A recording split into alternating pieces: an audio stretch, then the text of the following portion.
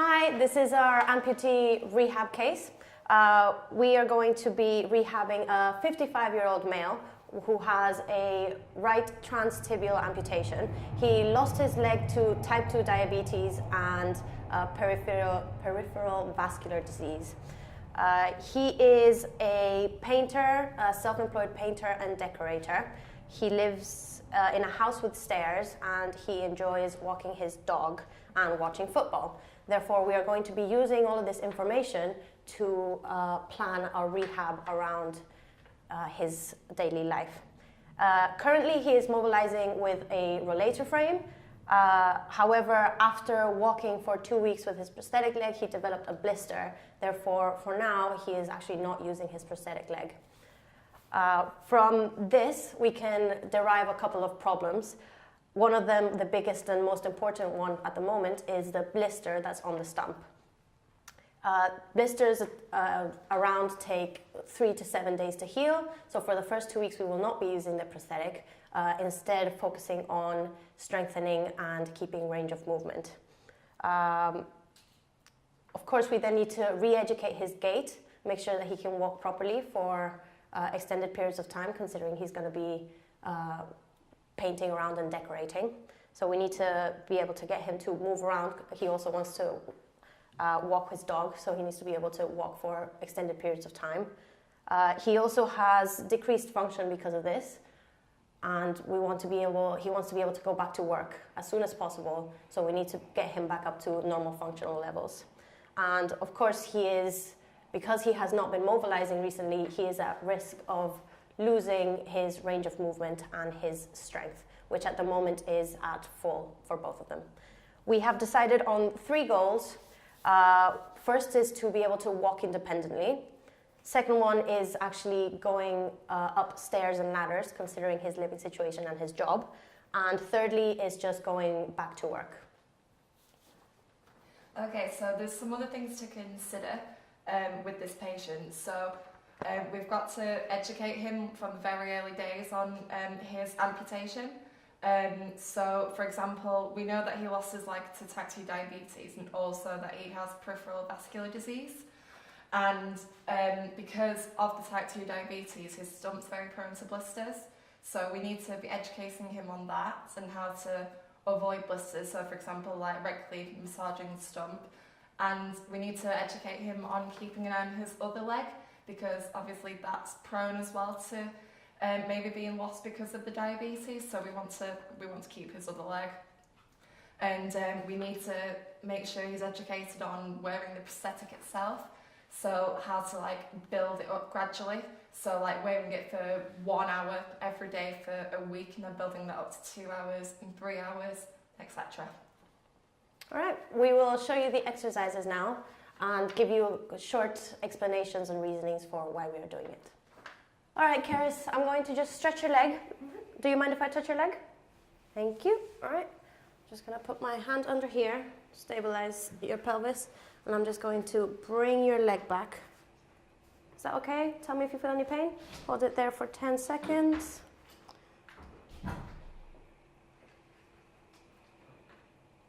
And then bring it back. All right, next I'm going to do the same thing, but now I'm going to also bring the knee back. Give it a little extra stretch. Hold there. 10, 9, 8, 7, 6, 5, 4, 3, 2, 1. All right, you feeling okay? Yeah, wonderful.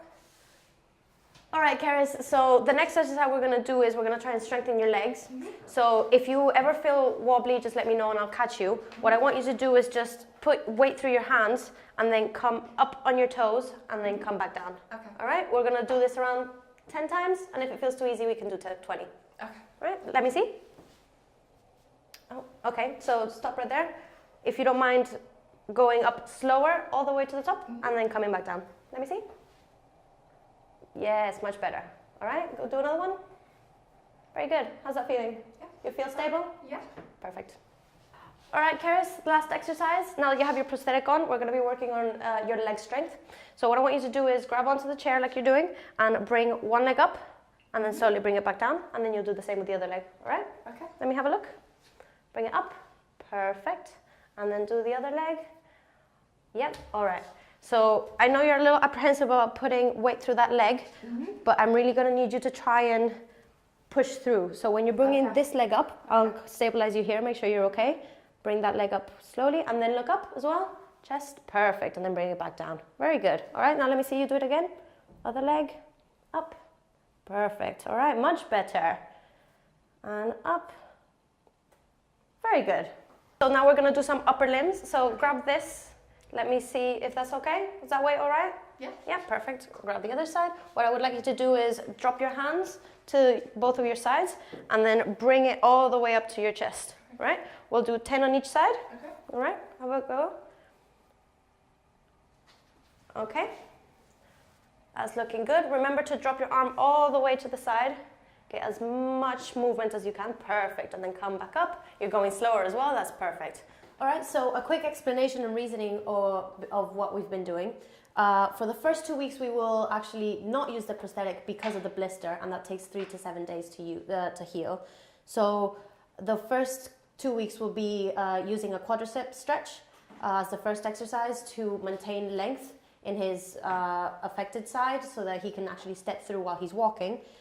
Heel raises, we'll do those maybe 20 times, progress that to 30 if he is okay with that, to maintain strength in the unaffected leg, and do some upper length weight strength training basically. Maybe do 10 in each arm, then have a break and then go again, so that he can actually mobilize without any problems in his wheelchair. Then after he goes to the people who made the prosthetic and they give the all clear, and he makes sure that actually the stump hasn't changed shape and he can actually use his prosthetic again, we will start retraining him by using the prosthetic again, repeating both the heel raises and the upper length strength, so that we can actually start progressing them into standing, so he can get used to putting weight through that leg, and then actually, instead of doing the quadricep stretch, do the hip flexion exercises so that he can get used to putting weight through that leg. Okay, hi Andrea, I'm Sara, your physio for today. I just wanted to ask you, have you used a rollator frame before? Okay, so you know how to like step through it and stuff. So right now we're just gonna take a short 20-minute walk. I just wanna see how you're moving and if there's any issues. Cerys here, my assistant, she's just gonna be right behind you in case in case something happens, she's right there, so feel safe. All right, so I just want to see how you step with the frame. So make sure that you step with the frame first and then you step through it. Okay. All right, just stop for a minute. Make sure that your step length is the same. So I want you to get used to having equal steps, so it will be more efficient rather than having short steps. That is a lot better. That's much better. Okay, try and keep your back straight. Try and shift your weight. So try and put more weight. There you go. Shift. That's good. Okay. You okay with turning? Yeah. All right. Again, just make sure to keep a sufficient space between you and the frame. Okay. Good. Your step length is much better now. That's good. Okay. How are you feeling? Okay, so we'll just continue on.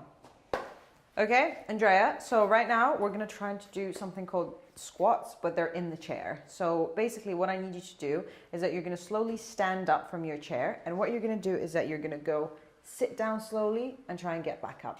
Let's see how you can do. So try and get up slowly. Okay, now I want you, so try and sit down, putting your weight through the arm of the chair. So try and sit. That's good, and then back up. Okay, now what I want you to do is that I want you to try to put equal weight on both legs. So don't do it necessarily focusing on one leg. We want to try to equalize the weight on both. So let's try and do it again, but try to put equal weights. Okay, so let's do it again. So sit down and then stand back up. All right, how are you finding that? Bit easy?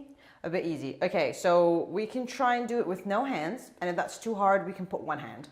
Okay, so try and do it with no hands. So you can cross your hands or do whatever, and then the chair's right behind you. You can sit down and then stand up. Are you all right doing this maybe, let's say, 10 times today? Yeah. Okay, so let's just try a couple more times.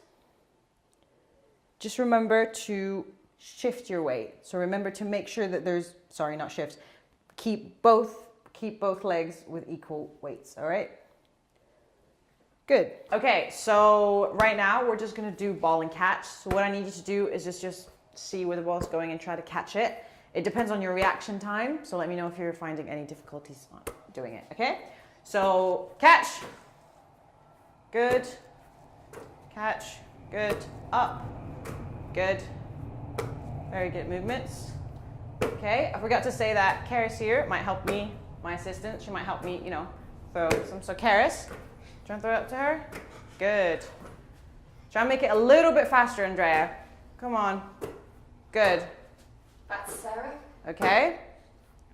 Ready? Back to me. To the side. Good. Back to Cerys again. Go. All right, that's perfect. Okay, so just a little explanation of the exercises that we've provided in the middle stage. Standing, walking with a rollator frame. It was already mentioned that the patient has experienced walking with a rollator frame. We kept it to 20 minutes just to see if there's anything that he does that's inconsistent and anything that we can correct and to make sure that he's used to the new prosthetics. For the second exercise, which is squat, it's basically a basic build-up to build up the strength for the quads and also to prepare the patient for the usage of stairs. We kept that to 10 squats, and we can go for 20 if the patient is not tired or if we want to challenge it a little bit more. Usage of arms and not arms, also part of the progression. The third exercise is the ball catching exercise in high sitting. That basically mainly challenges balance and core strength. So basically when the patient, and also it is testing reaction time as well. We kept that to 20 minutes just to keep it within the crucial time of the session. And I also use the assistants to kind of try make the patient reach as far as possible in every single direction. Okay, Sarah, so we've had a walk with the relator frame. So now we're going to progress to crutches. Okay. So we've measured this already and it's an okay height for you. Yeah? So what we're going to do is we're going to have a walk for about 30 minutes maybe. So what we do first is we put the crutches in front. Yeah, just like that. And then if you bring that left leg forward and then the right one. Yep, just like that. So what I'm going to do is I'm going to ask Andrea, my assistant, to come in. She's just going to stay behind you just in case anything happens, okay? So crutches forward for me. That's it. And then left leg, right leg. Try and lift your feet all the way off the ground, just as if you would normally. And then crutch forward again. Now bring this right leg forward for me. Nice big step. That's it. That's it. And bring your feet together. Bring both. Yep, that's it. Got the crutches forward, then bring that left leg. And be aware of an even weight shift. On both of them, okay? Okay. Okay, can you do the crutches forward again? Right leg. Right leg in line with the crutches, and then left. So make sure your steps are nice and even. That's it. And that you've got an even speed. That's it. It's starting to turn now. That's really good. That's it. Keep going. That's it. If you alternate, so if you do left leg, then right leg, okay, and then right leg, then left leg. Okay. Yep, just like that. Try and take slightly bigger steps for me, slightly more forwards. That's better. And again. Yep. Right leg, left leg. Keep putting the weight through that right leg. Perfect. Okay, Sarah, so what we're going to be doing today is we're just going to have a trip up the stairs. We're going to turn around, and then we're just going to come back down. Andrea's going to be behind you at all times. Okay. And you're going to be fine. Okay, so what I want you to do first is you're going to put this hand on the railing, and then that left leg, bring that up onto the step. That's it. Make sure your whole foot's on the step, and then bring the crutch up, and then bring that right leg up. That's it. Can you do that again for me? No. Bring the crutch back down for me. Left leg, foot on the step, crutch, right leg. That's it. And go again. No. Bring that leg back down. Left leg. That's better. That's it. Take your time. Left leg.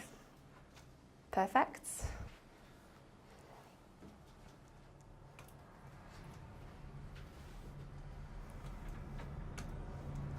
Yep, nearly there.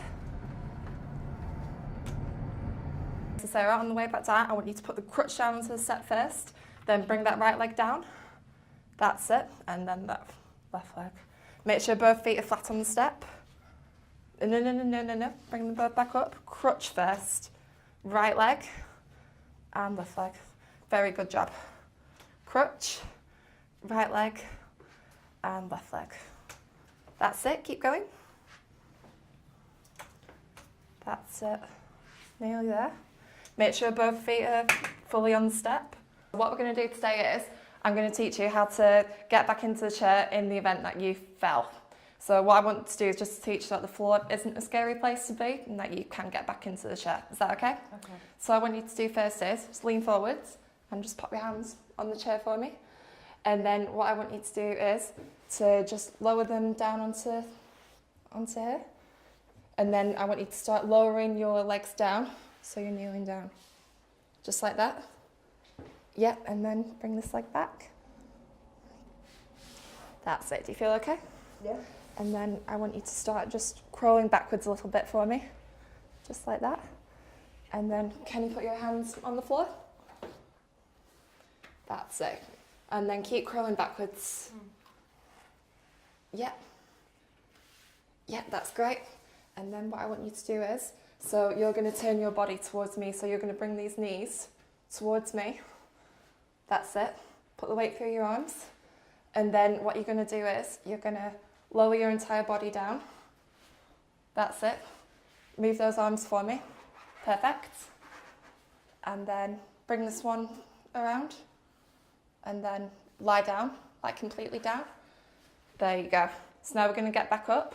So we're just going to do what we've just done, but in reverse. Okay. So you're going to bring these arms up first and put your weight through those to help yourself balance. So yeah, use your forearms, then put your hands out flat.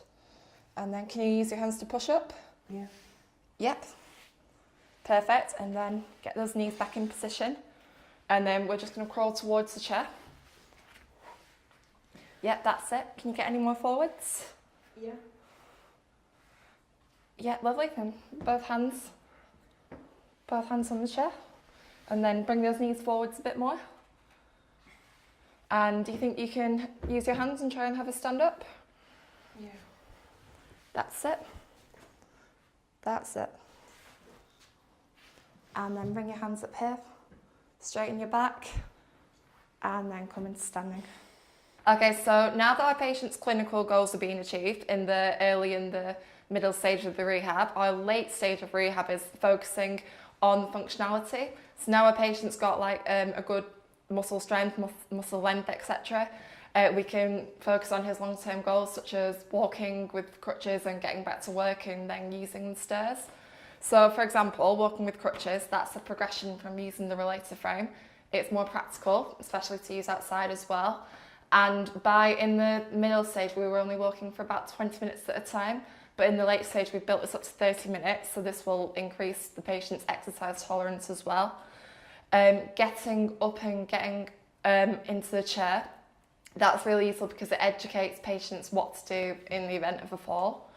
And it will be useful if that was to happen in case like he lost his balance or tripped for whatever reason. And then in terms of the stairs, it's functional because the patient's house does have stairs. So that will make things a lot easier. And because his job is a painter and decorator, he'll eventually be going back to using ladders. So if we can get him on the stairs, that should make him feel more safe and secure when it comes to the ladders. So that will be a progression like later on in the treatment maybe, to get him up ladders and then eventually get him back to work.